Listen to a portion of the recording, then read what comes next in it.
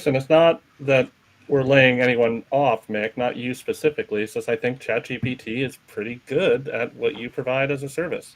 I don't, and I can't wait until Shannon finds out that he's been kind of sub promoted. So I'm Mm, really happy for everyone involved. it I is think awkward. We can take that salary and then just reinvest it right back into ChatGPT tokens. maybe you should like a weather thing so you can fix those macroeconomic headwinds. I think we should Gotta invest in that. that's where we are. Welcome to Coffee Talk with Serge, as always. Joined here with Audra and Mick and myself. Obviously, I'm here with myself. We are going to have a very fun time today, about 30 to 45 minutes, as usual, talking about some exciting news. I think we're going to go over, let's see what we have on the list today: 3CX Apocalypse, FDA Medical SBOMs, ChatGPT. We're going to do a little bit of a different deep dive today. It's going to get a little weird. And then we're going to go into the Restrict Act. So, going to go from the technical to the policy to the imaginative. That's kind of what I'm thinking. So let's really just go ahead and roll clip and get into news.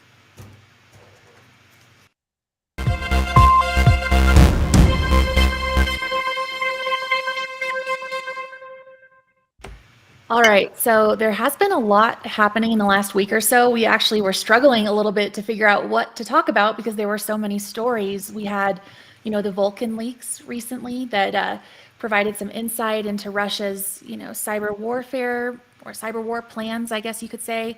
There was also that U.S. executive order restricting the use of commercial spyware by government agencies. Twitter open sourced its algorithm code, and we're also learning of a vulnerability today. It's kind of like a DDoS vulnerability that could reduce a user's reputation score using that algorithm.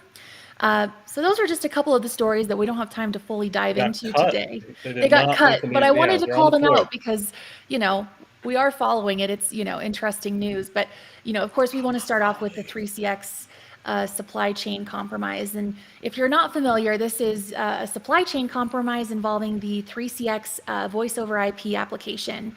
It's used by about 600,000 customers, including some major corporations. And our threat research team actually put out a blog that explains the infection chain all the way from how the malware is delivered through a legitimate update, which affects both the Windows and Mac applications. And then there's also some DLL side loading involved as well, which is an attack that we've seen in other instances before. This isn't a new type of cyber attack. But there are, a list of indicators in this blog. We also have some Splunk searches that you might find helpful in order to search for some of these indicators.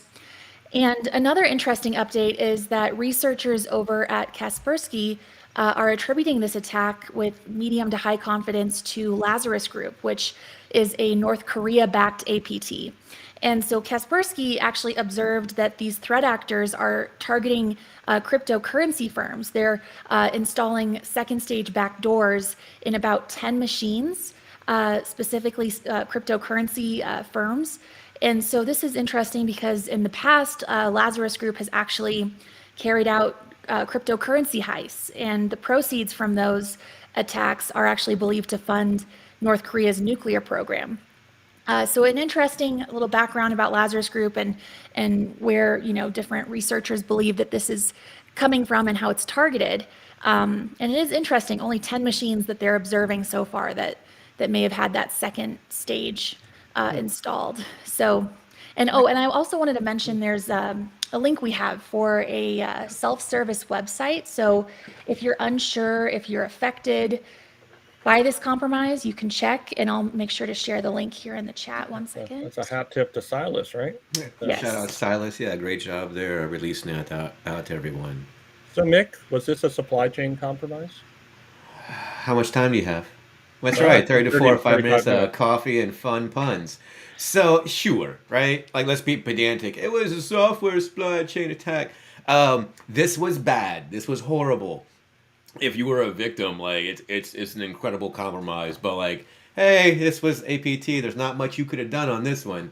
I think that the comparisons to SolarWinds are kind of, I don't want to say wrong, but it's not the same, right? Yeah. It's a supply chain attack, But Audra, you mentioned this was, a DLL sideloader that was used as opposed to compromising a build in what we saw in SolarWinds. Yeah, and part of this attack also involved a GitHub repository where I think it was, let's see, I think it was, oh, gosh, I'm spacing on the name right now. But anyway, so essentially the final payload that was downloaded would call out to the GitHub repo. That's where the C2 URLs were located. And I think it was within a day of this compromise coming out, the repo was actually shut down. So those C2s were no longer accessible to our knowledge. But that's when we later learned about the second stage backdoors. So, if it apparently waited 7 days before it called out to the GitHub. So if you were compromised, 7 days prior to C3X releasing this information, it's possible you could have had that next stage of the attack, which is interesting to check if you're compromised. And of course, we have all that information on the blog as well. And some of the, what's interesting here, or at least why I wouldn't call this supply chain attack personally, is that although it does appear that the DLL, which was, I believe, FFmpeg, I think, that was Trojanized. It was not Trojanized, in my knowledge, at the FFmpeg repo. It was Trojanized on site and then incorporated into the build. So I don't know. I guess that's, I mean, for me, I think of software supply chain being like further up. Like if that. Oh no, we back that up. We didn't say software supply chain. You just said, was this a supply chain attack? Fine. Context. Fine. Was this a software supply chain attack, Mick? No. Okay. So. But if it's a software update, well, I mean, I think it's a software supply chain attack. Let's see. I mean, I guess it's a you could software argue update targeting all of the users of the software. That's a supply chain. Fair enough. Semantics. I don't know. You? Semantic? Pedantic? No, never. So, and I think it speaks to, one, just how overall, how much we muddy the field ourselves trying to say whether this was compromise, what kind of compromise it was. All the research that came out pretty quickly about this kind of pointed to North Korean operators as the overall target group, which speaks to, how many places 3CX is really utilized. Inside that target base, it looks like it was very specific inside there. But it doesn't look overall like it was financially motivated. It was just info stealers. Info stealer. So if they were able to actually reach out to one of those C2 URLs, that's when the info stealer would be downloaded, take information from your browser history. And that was kind of the extent of it until Kaspersky put out that update. So yeah, it makes me wonder if there was like we're hoping for a SolarWinds level of innocuous behavior here. Like, oh, well, we'll have this in for a couple of years. We're going to do this, and we'll be able to change this, and I don't know. I think North Korea being North Korea, probably going to look for some creds to mine crypto with it. Use that O-Day to mine crypto or something stupid. Well, I mean, there was a report last year, right? Like double-digit percentage of their GDP was from crypto and ransomware. I mean, there's reasons for that, I imagine. I don't know what they would be, but I imagine there's reasons. Getting paid, right? That's what Kirsty says. Get paid. Yeah, I mean, so this was bad. It wasn't great. Kudos, I think it was CrowdStrike, right? We talked about that, about how to know where this info came from. Mick, you were actually the first to kind of notice this on our team. So I noticed it popped up on a subreddit, the CrowdStrike subreddit run by Andrew CS, awesome group, and it's a really great subreddit there. But we talked about this earlier. This speaks to, I found this on Reddit, boss. We should do something. I don't know, what's the threshold? If your management, if an operator comes to you, when a person on your team comes to you and says, hey, I saw this thread on Twitter, or I saw this post on Reddit that says we should do this. If you're a manager, do you have the confidence to act on that? It's we were talking. Mick and I had a conversation the other day about folks in the Twitter blue and the verified, and I for one didn't realize until it went away how much I appreciated the curation of verified accounts on Twitter. Just that it meant that a group I trusted, folks at Twitter, some of whom we knew, kind of went through and they worked hard. Like, it was controversial, obviously, like who got it and who didn't, for example, Mick. But, it was one of those things where if I saw Jen Easterly tweeting, I knew it was Jen Easterly. If I saw the New York Times giving a report, I knew it was the New York Times giving a report. And probably right. Now that, so I think that moved away from I am verified on Twitter. I am Mick. That's who I am. If I post as no hack me, that's Mick. Yep. And then it turned into, hey, this is a credible, reliable source Correct. of information, right? And I think that is where the verification messaging went wrong. Yep. Not for Twitter because it drove more clicks, drove more people to the site, but from like the truth is out there. I think that verification, that check mark, it's just, hey, look, yeah, it's really me posting all the dumb pictures you see in memes. So I think the new model, to your point, it kind of it muddies that more, right? Like, if you don't know if you've never used Twitter, if you've never used Reddit, which, wow, you can look at that verification and go, hey, I know who this person is. It's verified information coming from them. And I think that's gone. Well, that to me is like that key point, though, right? Like, there could be 10 Jen Easterlys, like with the verification. Like, yes, I am Jen Easterly. Here's my driver's license. You can see that I'm Jen Easterly, but it's not the Jen Easterly, which, to your point, was the difference, right? Like, fine, they are doing a verification, but it's not the credible source. Like, for Audra, when you were a reporter, how would you deal with things that were on Twitter, just from a general basis? Like, did you? Oh, well, I think the biggest thing was getting permission. So if someone, say, takes video of a tornado and you want to air it on the show, you got to get permission to air it. That was the biggest thing for Twitter.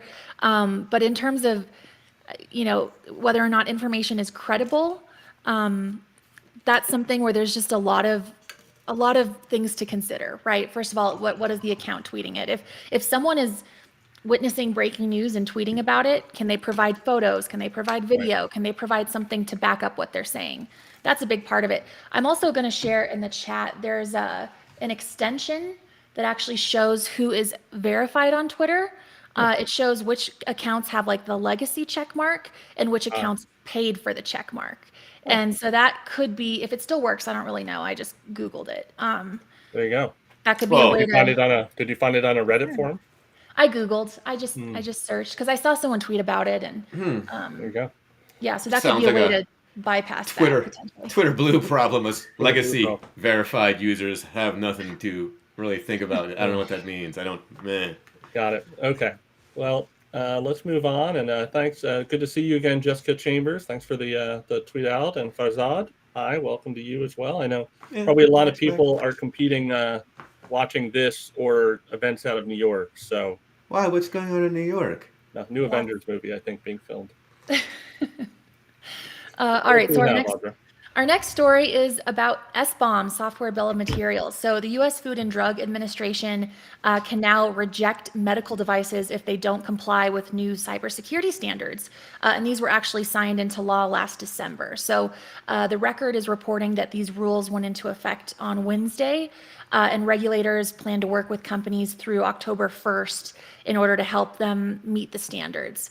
And it requires manufacturers of medical devices to design and release updates and patches after a product goes to market.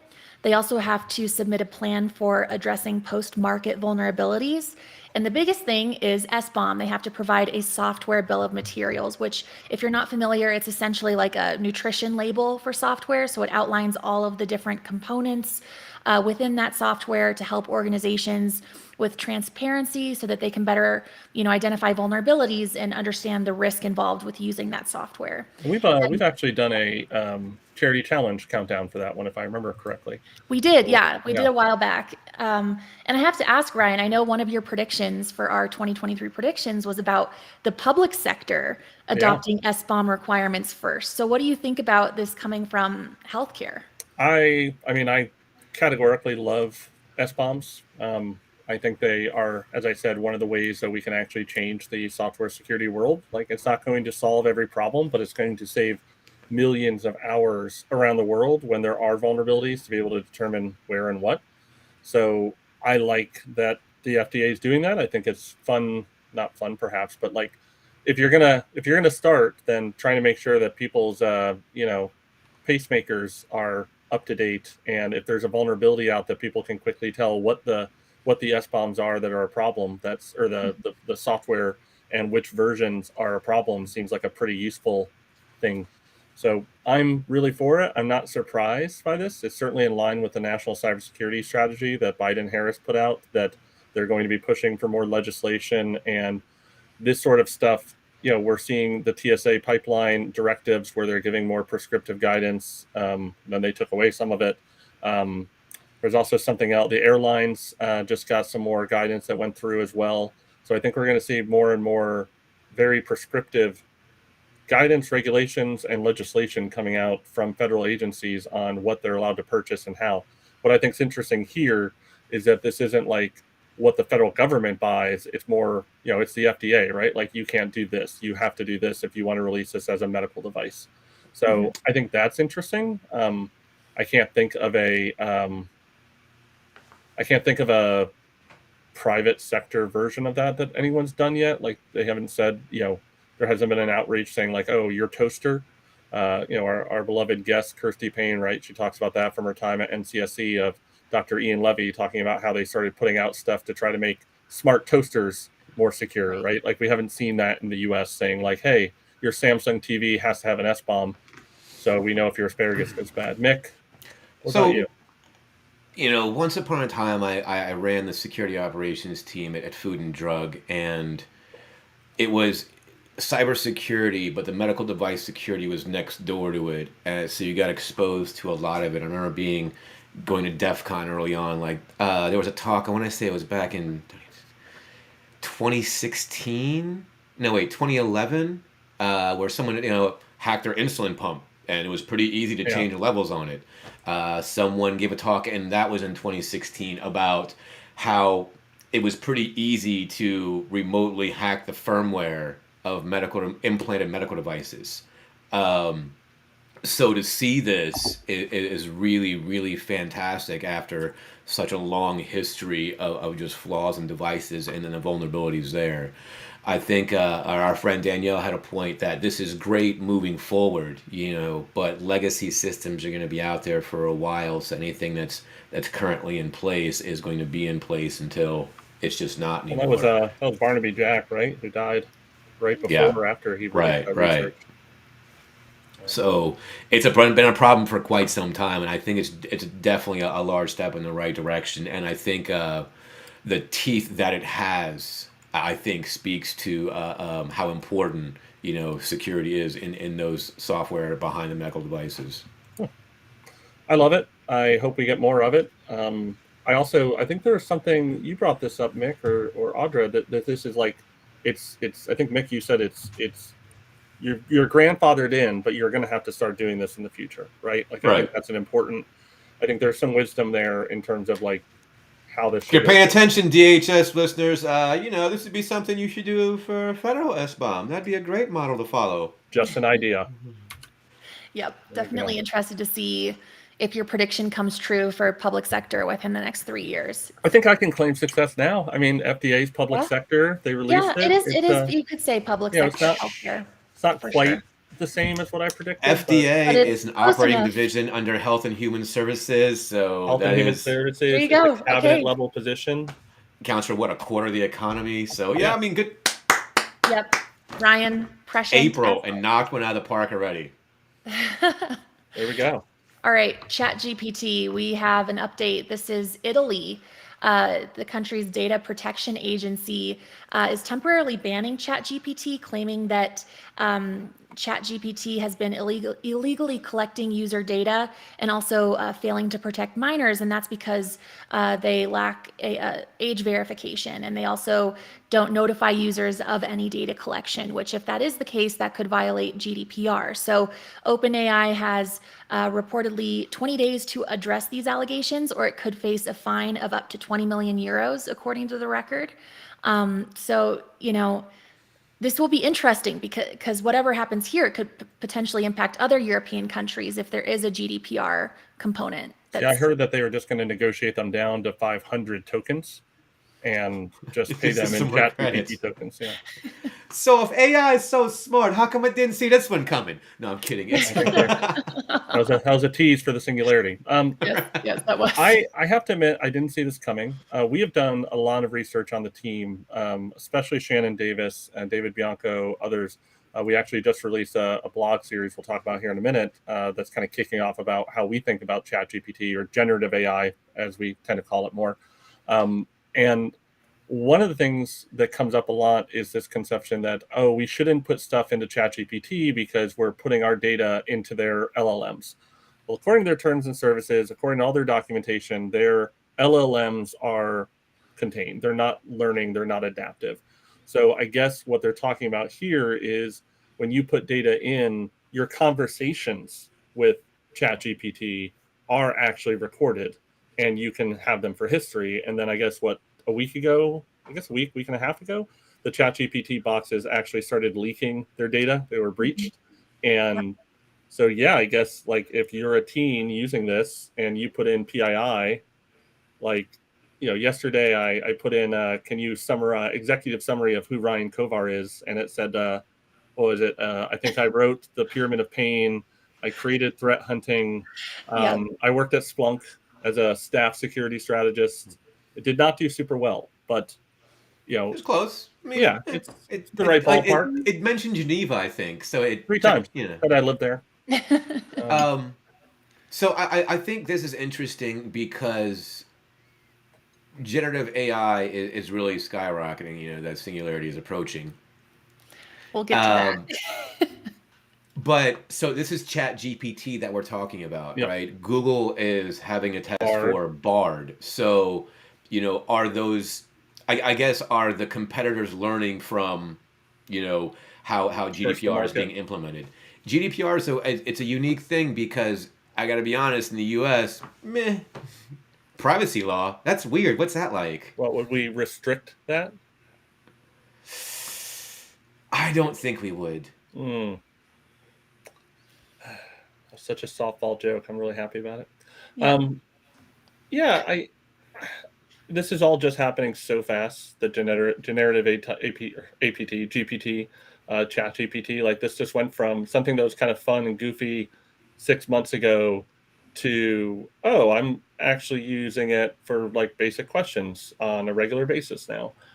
Full disclosure, I don't write software code. I have no access to customer data, neither does anyone else. So there's a lot of areas here where we're using it for experiments to try to see, which actually I think we have the blog somewhere to show. I see Audra already posted it. It's just that it's, there's a lot of advantages for ChatGPT in terms of acting as augmentation and generative AI as augmentation, but it doesn't solve all the problems for everything. And that to me is the important thing, not to overemphasize it. Like I think it has, I think Christine here, ChatGPT has a different trajectory, but it feels Bitcoiny. I get it. But I actually think I do feel like we crossed the Rubicon. Like there is not a going back today of how people do their job. You say Rubicon, I say no. So I do think it's an augmentation, but it's so broad that conversations about it are difficult because it's okay. What direction do you want to take that augmentation in? All right. Do you want to talk offense, defense? Do you want to talk writing? Just report generation? Are you expecting perfection? Like to me, it's an incredible tool if you're a subject matter expert, because you're able to quickly validate the information. But if you're not, and you're just assuming that it's correct, like, if someone tried to create a spear phishing email from me using ChatGPT today and pulled from that bio, I would be not interested at all in this. So, they would have missed the mark 100%. But well, the thing is, it's very clear that the data point ended in what, 2019? Yeah. So 2019 to 2023, that's a lot that's happened. There was a whole ass pandemic. Yeah, and I think in terms of that scam that Jessica posted about using someone's voice for AI. Yeah. I do think that this actually existed before ChatGPT was a reality, or even without AI. Yes. Scammers would mimic, try to imitate someone's voice, and try to, with the urgency of it and the chaos, make it seem more realistic, even if There it was wasn't a the there was a right voice. story maybe a year or two ago. It was a European CEO who did that, transferred money via phone call Yep. because of the voice authorization. It was a faked voice. Fair.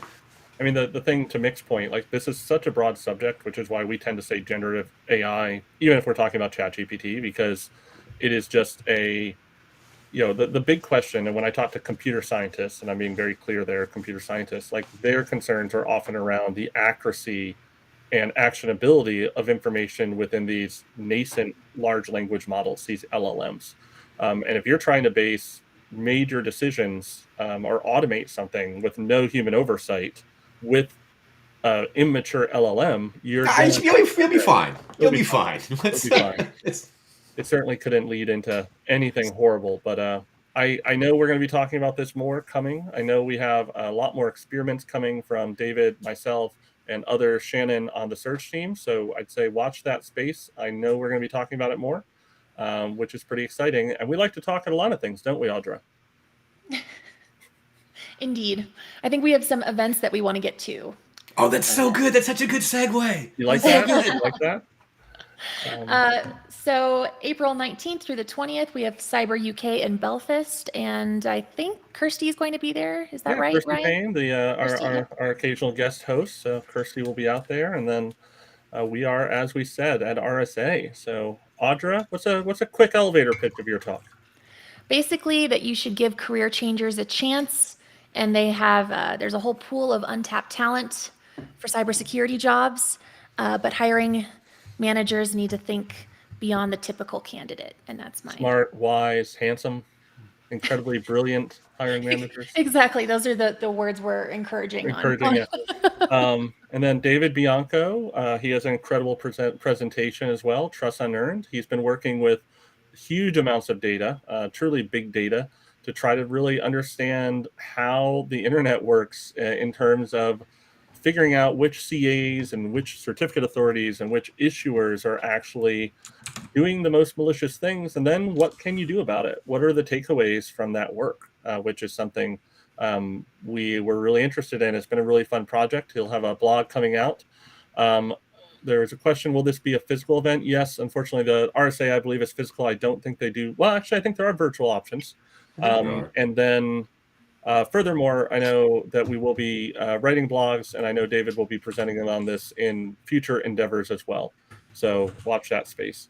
And then Dr. Fetterman is giving a talk, an update for his macro level attack trending, which he's done a project on and a blog on, and Mick and I presented on his behalf at Gov Summit earlier this year. It's really great work. It's gotten phenomenal reception. I've actually used it multiple times. I've updated it and kind of used it myself. It's really great. Highly recommend it. It should be really cool. Furthermore, Mick, what do we have happening at RSA? We have something else. We did a thing, didn't we? Oh my goodness, we have so much at RSA. I hope you're ready to not sleep for a while. So, Blue Nomicon, our long-awaited book, is finally coming out back from the printer. We're gonna have thousands of copies to hand out and sign and give out to folks. Monday evening at the RSA reception, we're doing the initial launch and book signing there. Tuesday, we've got an outdoor lunch planned at the Yerba Buena space. There should be a link coming out soon to register for that. And then Wednesday, I hope you know about this, you are moderating a panel at Pagan Idol with Wendy Nather, Nicole Beckwith, and Jamie Williams, just to talk about Blue Team life, leadership in that, and all things tiki. So I hope you're looking forward to it. Yeah, there's a lot more info coming soon. There's going to be links and stuff. We'll be tweeting them out from our own accounts, from the Splunk account, LinkedIn. So take a look for those once we get some of those registration details out. It's going to be really great. And then, of course, as we said multiple times, we've now moved to every Tuesday. So we have another interview coming up next week. What are we talking about, Audra? Yeah, so this is an interview that I am doing with Michael Haig, who is the senior threat researcher at Splunk. And this is the Splunk Threat Research Team that wrote the blog that I mentioned earlier about the C3X supply chain compromise. So that's, well, I'm sure we'll talk about that, their process for releasing those, and some of the latest, work that they've done. So I'm looking forward to that. It's going to be on April 11th, same time as always, on LinkedIn, YouTube, Twitch. So yeah, There we looking go. forward to it. Awesome. Well, and with that, I think we're ready to dive deep, Ollie. Or maybe not. Someday we'll dive deep. No, we got. And now we talk about things that just happen to be on our minds with who's ever here, because we made this up before I knew who'd accept my meeting invite. I wish you all could have seen our producer off to the side. He had 2 pieces of pizza in his mouth, and I waited till both hands were full just to ask that. So that was on me. Not true. It's bad, not true. Audra, not true. Not Fake true. news. Yeah. Fake news. Oh my God, did I screw up? No wonder. I totally did screw up because we skipped over the charity challenge, the most important part. Man, how of are this. you in charge? That's why. Okay, that's why we didn't have the right video lined up. That's 'cause why we skipped didn't have the ahead. right video. It wasn't the pizza. I didn't even notice We that. didn't I was have the right. trying to We get didn't have the ready. right Ryan. We We didn't didn't have the we- right Ryan. Okay, we're going to do a quick deep dive and then we'll finish with the charity challenge. We'll have the dessert first. Okay. Fair. All right. Got it. There we go. That was my mistake. I was so excited about this concept of talking about restrict. Yes. So, Audra, we've been talking about restrict a bit. Mick, we've been talking about restrict a bit. What is it? Mick, do you want to Oh. go for it? Sure.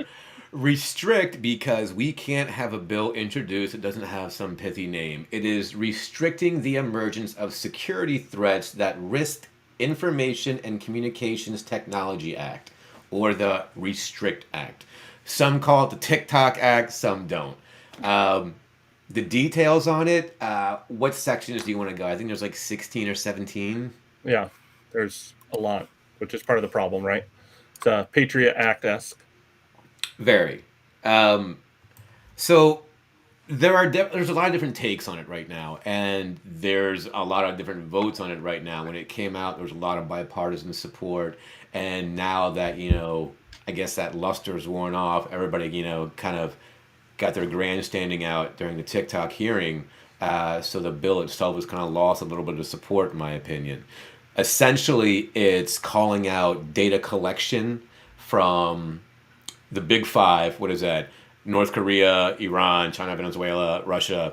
But it also, there's some gray areas in that. But hey, data collection by a foreign entity, subversion, VPN usage was the one that stuck out to me more than anything else, because it calls out VPN usage by, if you're using, like, I don't know, MSS VPN, sure, someone's going to come get you.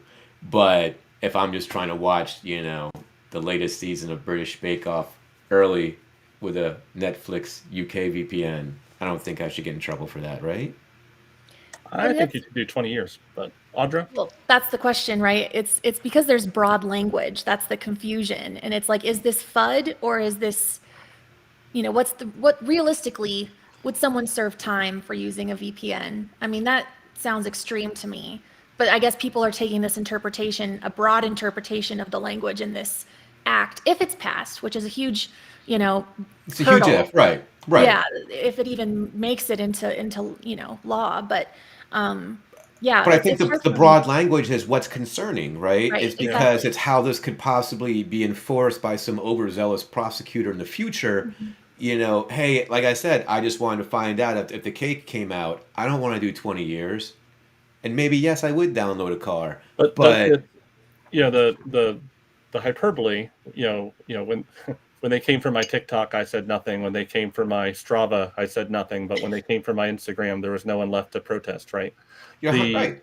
Like TikTok, that's what people are up in arms about. There was the, frankly, just ridiculous display of, congressional leaders asking questions to the TikTok leadership, which also, even as I say this, TikTok leadership, like this, what world do we live in again? But regardless of, right? Like these were questions completely out of touch. Luddite on display. Luddite on display. It did not go well. But that was the major thing that everyone talks about for this. It's like, oh, they're strict back. It might as well be restrict TikTok, not software supply chain security, because that's part of it. The language in there arguably is for things like Huawei and not having Huawei devices in the American ecosystem.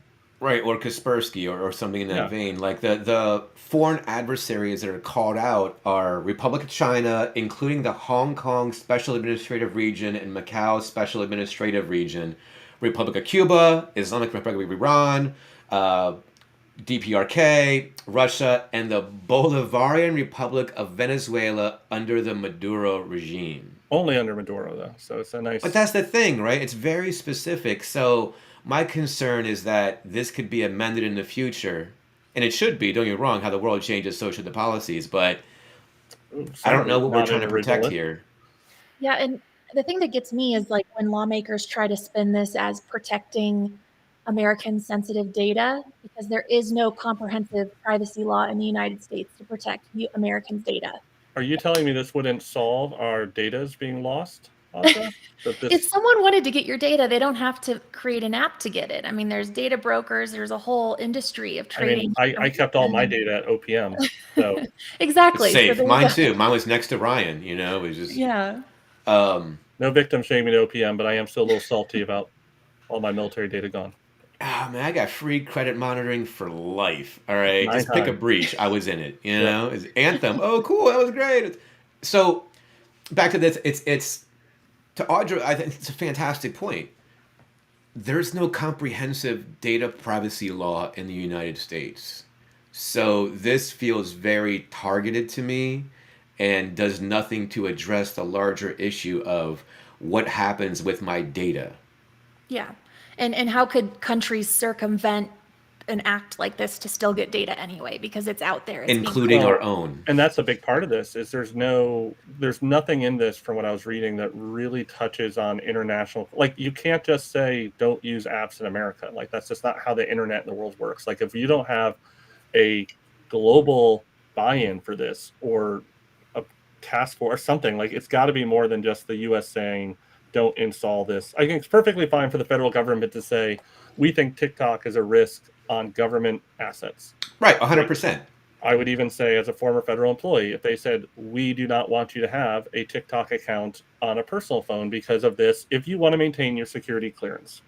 Mm-hmm. I would be willing to have that conversation because they already interfere in quite a few private and personal choices that you have. But in that vein, when the bill, the EO came out, the executive order rather, on, hey, you can't buy commercial spyware in the United States. Federal government can't do that. A bunch of countries signed on and endorsed that. So I don't think this would have that same, coalition of the restricting. I don't. Yeah. When the top economic powers in the world say, by the way, it's now illegal to buy your software, as a vendor, you're going to have a bad day. So spicy take, how much of this is just sour grapes from social media entities that haven't developed any kind of innovation and TikTok has and is just eating your lunch for the past couple years?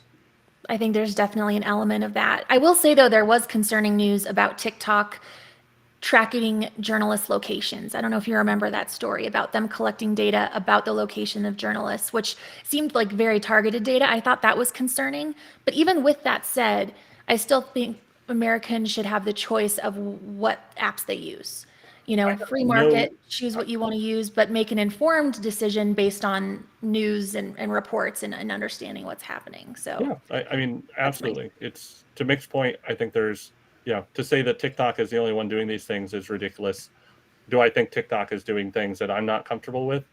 Listen, there's a reason that I just go to, TikTok cringe on Reddit, because it's the curated feed and I don't have to have the app installed. It's the best of all worlds. It's, there's some good stuff. It's from the Champagne region of TikTok. Everything else is just sparkling wines. It sparkles fine. Cool. I think that's pretty much everything for restriction. So now, with lots of warning and not the wrong, perhaps a charity challenge. Perhaps. And now, Splunk's Cybersecurity 60-second charity challenge. Remember the rules. You've got to get through an entire subject in 60 seconds, or you donate to today's charity of choice. Good luck! I think we've done 54 of these or something like that. And I think that's the first time I've screwed up that bad on the order. As I'm reading the run of show that Audra creates every week. To be in your defense, it was the same format that she's always used, so I can see how you would I'm just get a it little distracted confused. today. That's it. It's all right. I didn't even notice. I didn't notice that you said the wrong thing. I'm that confident. It's just I move forward with absolute You were confidence. so confident. I was like, oh, he's going to switch it up on the fly. Look at him. Yeah, I'm not making a mistake. I'm just making an executive decision. There we go. So, okay, what are we talking about today? Audra, we've been dropping singularity left and right, teasing this out. What is singularity? Why do I care? Yeah, so the way I understand it, and I could be wrong because my understanding of AI is still forming, but the singularity is when AI capabilities exceed human comprehension, right? Where AI suddenly is kind of out of control in terms of its advancement, and it's kind of out of humans' hands, if that makes sense. So at what point will AI, or could AI, become comparable with human intelligence and then potentially exceed human intelligence, right? And then at what point will it be irreversible in terms of the impact to our lives? Right. Will we be like the Wall-E cartoon where the computers just take care of us and we have boneless little feet on spaceships? Exactly. Which is our deep dive. I was never expecting for us to have something like this, but it ended up being quite fun. So the deep dive today is Audra and Mick. You mean the challenge, right? The charity challenge. All right, the charity challenge. Charity challenge deep dive news segment. Charity challenge. All right, there we go. Charity challenge. I'm reading this. Are we on track to reach singularity in this lifetime? The charity we're going this time is Data Ethics for All, which I think kind of ties into Restrict Act and also the world of generative AI and much more. I am not, this is what's messing me up, is everything's topsy-turvy here. I am not participating today. I'm getting to be the judge of this deep dive charity challenge news segment that we're doing. So with that, Mick, as the, I think, 2023 complete winner so far this year, who goes first, you or Audra? Audra, you can go first. Oh, great. Thanks. So generous, Mick. I'll go ahead and see what happens. I don't even know if this is going to be 60 seconds, but we'll see if I can fill that much time with my lack of knowledge about AI. Just try to do a deep dive. That's what I recommend. A deep dive. Okay, 60 seconds. Maybe I can manage. All right. Well, so there's a lot of unknowns with AI, and I definitely cannot say for certain if we'll reach singularity, but where AI becomes uncontrollable or irreversible. But I do think that it is possible within our lifetime, or maybe even within the next 5 to 10 years, because of the rate of change. It's happening so fast, and companies really need to develop AI strategies yesterday and also prepare for the possibility of rapid change just in a matter of months from now. And the compute needed to train the largest AI models has grown exponentially. It doubles every several months, is a number I've seen in reports. So with that, there could also be a lag before there's mass adoption of, LLMs, as companies try to determine how to most effectively use it. And then one of the most, oh my God, I'm running out of time. One of the biggest limitations is that they only mimic intelligence. They don't actually possess it. And that totally was not how I expected that to go. There's so much more I wanted to say. 50 seconds goes by fast, Audra. All right. Mick? All right. That just happened. All right, well, some folks are going to argue whether singularity can happen in our lifetime. I would say that it's already happened. Computers are smarter than we are, and I'll give you perfect examples of what I mean. Smartphones. No one knows anything anymore. We just look at our phone and look at something, all right? The next thing is online dating algorithms. When you look at apps like Hinge, Bumble, Tinder, something like that, your preferences tell you who you should match with, so the algorithm's already choosing that for you. Some folks adopted Roombas as pets during the pandemic. People had Tamagotchis if you're a dinosaur like me. Memes are a form of communication. No one actually talks anymore. They just send pictures of what they mean. and those were generated by AI. I think we've already been surpassed by computers, and it's just a matter of time. You look at documentaries like War Games, The Terminator, and Ex Machina. These are things that have already happened or can happen in the near future. Mick wins. You don't even have to. I can't even, I wanted, like, I'm not going to lie, there was like a 90-point handicap against him walking in, but you I crushed know. it, Nick. It I was, really screwed that up. I had so much I wanted to say. I just, honestly, I didn't really plan ahead because I was so busy working on other things. I hear you. It happens. It happens. Mick Well, dominates once again. the thing that I wanted to say, if I can, As long as now you that pay I've your money to lost. the data ethics for all, we got time. Well, I think one of the biggest limitations with AI as it is currently is that it doesn't do well with novel problems, right? Like if there isn't an existing data set that it's trained on, it doesn't do well with answering questions, right? Like if it's a game of chess or if it's debugging code, that's more straightforward. It's, straightforward rules of how that works. But when you're asking it to understand like abstract concepts like, humor or empathy, it's not there yet, and I don't know what it would take to get it to that point. I don't know enough about AI. And I learned that artificial general intelligence means that it's, or AGI, it means that it's on par with human capabilities. And then AS something or rather, it's called artificial superintelligence. I think it's ASI maybe, exceeds human intelligence. So that would be the singularity. And I did see that Stephen Hawking, who knew a lot more about this than I do, has expressed concern that artificial superintelligence could result in the extinction of humankind. And I read that when I was preparing for this, and I thought, well, that sounds not Audra, good. I'm gonna disagree with you a little bit because I just asked ChatGPT, can you write a funny limerick about Audra Streetman? Oh gosh, what did it say? Do In I a want to know? town where the news was quite bland, Audra Streetman took the mic in her hand. With a grin and a wink, she made the viewers think that the ratings went just as she planned. That's pretty solid. Very impressive. I mean, honestly, ChatGPT may be more creative than I am. Like, I don't know that I could have come up with that. I'll be completely honest. That was pretty good. Yeah. And with that wonderful ending of a limerick, me messing up about 30 times from distraction, Mick Baccio crushing it yet again. We will be back next week with Mike, and then in 2 weeks, are we at RSA? Are we going to be at RSA? I think we're going to be at RSA. That's terrifying. No, 3 weeks. Is that 2 weeks? No. 3 weeks. I'm so bad. Damn this Gregorian world. It's this month. That's all I know. This month. End of the month. I think we have, we're going to be fine. So I think we're doing an interview. That's it. Mick, you're doing interviews at RSA with some folks. Yes. Some of the Bluenomicon authors, we're going to hang out before the lunch at Yerba Buena and just sit around and rap about all things book. John DiMaggio is going to hang out. His book he released last year. He's got another one in the works. Just going to talk about Bluenomicon security and all things ransomware and APT. It's going to be a great conversation. There we go. So with that, we will leave this show.